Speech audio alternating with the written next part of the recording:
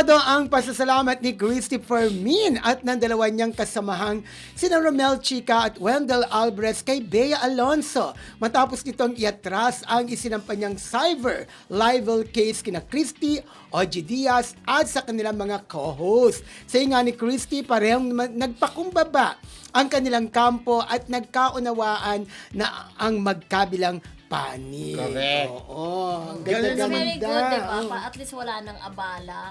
Nakita ko talaga yung reaction ni Tita Christy. Of course, yung ating mga kasamahan din. Si Romel Chica at si Wendell Alvarez. Ay, Wendell, diba? Na talaga naman super thankful sila dahil iba rin talaga yung may kaso kayong abala ba na Mahirap. diba? Tsaka yung kakaisip mo din. Yung kaibigan Oo. natin, di ba? Ang grabe ang pinagdaanan niya nung kinasuhan siya. At least si Tita Christy, yung kay Sharon, out. okay na, di ba? Oo. Ito, okay na yung kay Bea Alonso. Sana naman sa susunod.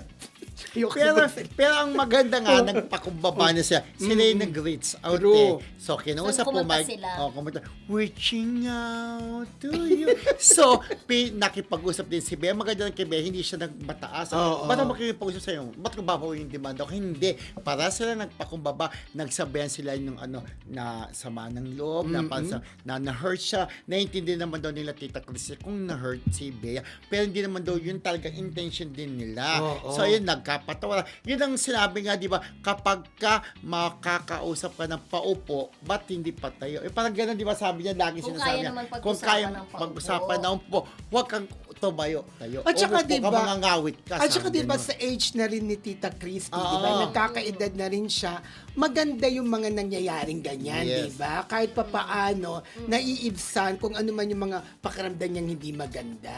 At sabi nga dito naman sa showbiz, isa lang naman ang... Maliit lang ang showbiz. Maliit lang ang mundo ng True. showbiz. Magkikita tayo pa rin, di ba? Kaya dito nga sinasabi sa showbiz po, there's no permanent friends, Only permanent interest. interest. Pero dito sa kaso nila, hindi, di ba? Pero So, ano connect daw nung sinabi hindi, mo? isa, there's no sa showbiz Ah, kasi okay. wala kang permanenteng Oo. kaibigan, wala kang permanenteng kaaway. Yun ang Only ibig kong permanent sabihin. interest. Yun. Pero yun sila, Pwedeng magkagalit sila, nagdemandahan bukas, sila nung nakaraan. Ngayon, okay. Oh, sila. magkabati na Okay. sila. Ganun po sa Tama. showbiz, galit bate.